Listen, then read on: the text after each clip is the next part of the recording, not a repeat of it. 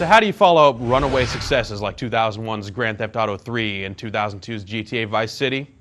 I mean, GTA created the formula and Vice City gave it that sense of style. But San Andreas takes the series to a new level by taking the action statewide and providing a delirious amount of variety in its gameplay. I'm just going to touch on a few key points here. If you're looking for the full story, I recommend reading our full review. But the one thing you need to know is this: San Andreas does a fantastic job of living up to the Grand Theft Auto name. In fact, it's arguably the best in the series. Without saying too much about the game's story, it deserves to be said that the characters you meet along the storyline of San Andreas are some of the best parts of the game.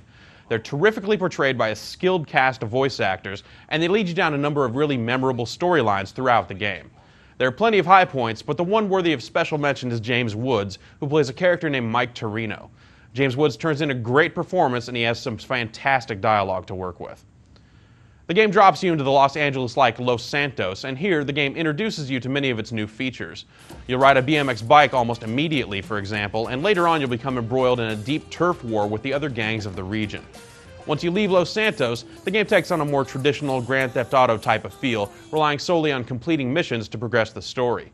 They'll seem pretty familiar if you know the series well. You'll drive people around, beat people up, perform drive-by shootings and the like, as well as the occasional casino heist and seizure of secret military hardware. There's been a lot of talk over some of the game's new features, particularly CJ's new ability to gain weight, stay in shape, build muscle, and so on. It's all true. You need to work out in order for CJ to perform his best in activities such as sprinting, jumping, and swimming. The good news is, as much impact as it can have on your performance and look in the game, the work you need to put into it is really quite small. Over time, CJ will develop a number of other stats as well. Respect is a big one. While you won't get money from every single mission you complete, you will almost always gain respect, which affects your ability to recruit some members of your gang to roll alongside you. You'll also gain skill in wielding each weapon in the game, as well as different vehicle categories such as cars, boats, airplanes, and motorcycles. In the case of weapons, it will increase your range and accuracy, and ultimately it'll let you dual wield some weapons, while the vehicle stats largely tighten up the controls for you. Overall, the statistics have a solid impact on the gameplay with minimal need for management, and rarely, if ever, stand in the way of progress. The gameplay in San Andreas is a lot like the previous games in the series, but in a lot of ways it's more refined. The missions are less frustrating because they do a better job of letting you know what you're supposed to do and where you need to go to do it. The main story arc is lengthy, and just sticking to the main plot will sign you up for a 30 to 35 hour experience. If you're one of those people that just like to learn the cheat codes and cause as much chaos as possible, San Andreas has a lot to offer you as well, though you should probably try to progress in the story far enough to open up the bridges that connect the game's three cities. The PlayStation 2 isn't getting any younger, and neither is the engine that powers San Andreas, but the developers have managed to squeeze out a little more power here, and the resulting product looks pretty fantastic.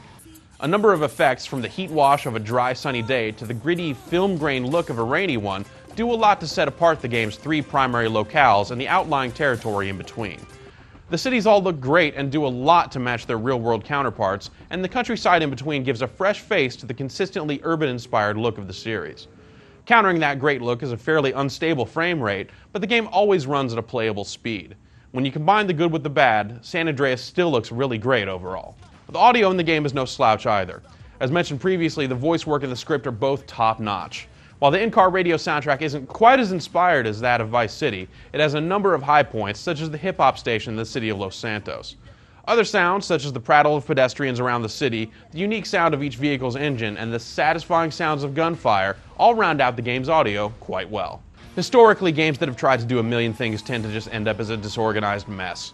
San Andreas, however, manages to pack in a lot of varied action, and better still, it does almost all of it really, really well. The story is great, the characters are memorable, and above all, it's just insanely fun to play. To sum it all up, Grand Theft Auto San Andreas is a thrill ride that shouldn't be missed.